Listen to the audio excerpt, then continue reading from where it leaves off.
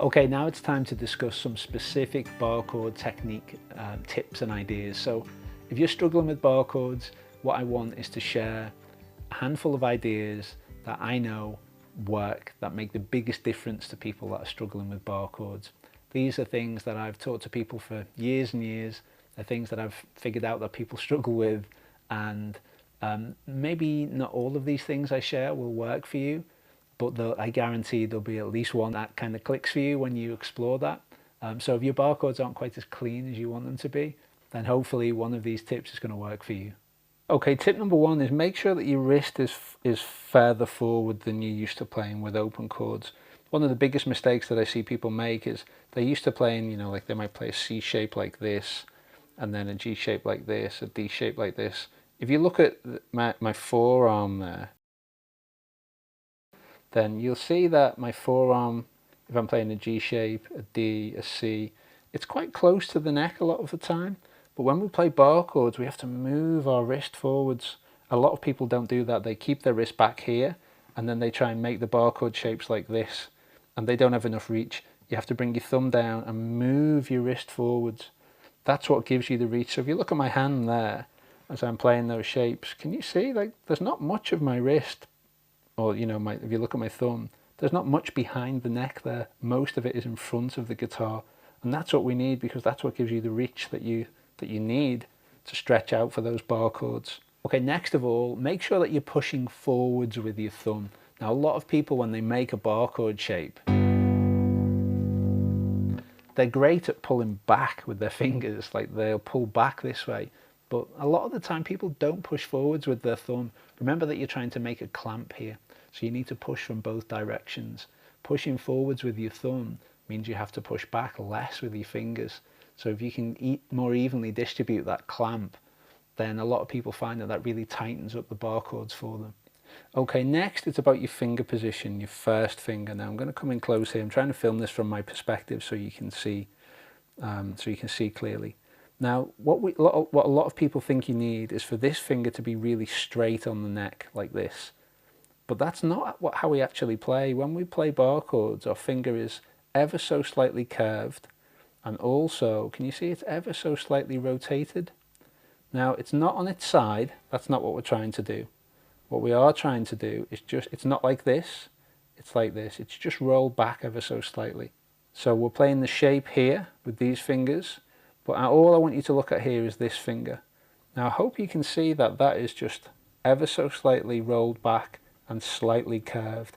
Remember, when you make a bar, if we're playing a major bar, which we are right now, then you only need to touch this string here, and then the bottom two, yeah? These three fingers here are playing those three strings, so you don't need to bar them. We don't need to press down all 6 strings like this, when these 3 are already being pressed ahead. Pressing behind them is completely redundant. We don't need that. And that's one of the things that makes it much easier to play, is you realize, like, right, okay, cool. I don't need to apply pressure in the middle of the bar. I actually just need to apply pressure at the top and the bottom of the bar. Okay, my next tip is to raise your index finger up. Now, this doesn't work for everyone. The anatomy of people's fingers is quite different from person to person. But a lot of the time when people are making bar chord shapes, the string that gets deadened is often this one here. And we get that nasty sort of thunk thunk sound, yeah? But to avoid that from happening, if you just raise your finger up a bit, it feels a bit weird at first, but what happens is it means that you're pressing down on that string with the more bony part of your finger, like here, instead of this fleshy, squishy bit here. This bit here is harder. You can feel there's more bone there, there's a bit more flesh here. So if you just raise your index finger up, it means that you've got a harder surface to actually press onto that string. Again, that doesn't work for everybody, because everyone's hand size is different, but it does work for a lot of people, and it tightens things up a lot. When you make minor chord shapes here, or a minor 7 shape here, then make sure that this finger, which is now free, is being used to strengthen the bar there. It makes it much, much easier to play. Make sure that when you're playing that you give your hands a break. You don't need to hold the bar all of the time. When you're playing, a lot of people, when they move to a bar chord, they think they have to just hold it tight for the whole time that they're playing. But that's not the case. we relax and tighten the clamp all the time when we're playing. If I'm playing a chord progression that goes from G to C, then when I play the G, I often go like this. So watch my hands carefully here. I'll play, but then I'll just relax. Can you just see that movement in my fingers? I stay in contact with the strings. Yeah, I don't take my hand away, but just that moment there, and I'll often do that. All guitarists do that because it creates rhythm, it creates rise and fall in the music. Now watch my hand carefully here. Can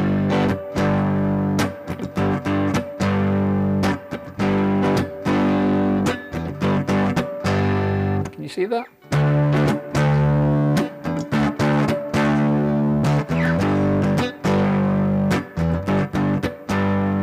Now I hope you can see that there's lots of times there that I was just relaxing my grip. Now of course you can't do that on every single song you play. It depends what the vibe, the genre, the mood of the song is. But pretty much any song that you play, there are moments where you can relax your hand like that. And a lot of the time, there's moments where you want to relax your hands like that because it makes what you play more musical and interesting. But also, all those little breaks, they allow your hand to relax. So if you feel like your hand's getting fatigued from making all of these bar chord shapes, then a lot of the time, that's all you need to do. You know, just take a few little, tiny little breaks along the way by just relaxing the grip. A lot of the time, we'll do that to tighten up the chord shape. So if we don't quite land it exactly, then very soon after that, you just get there and then tidy up the shape when you get there.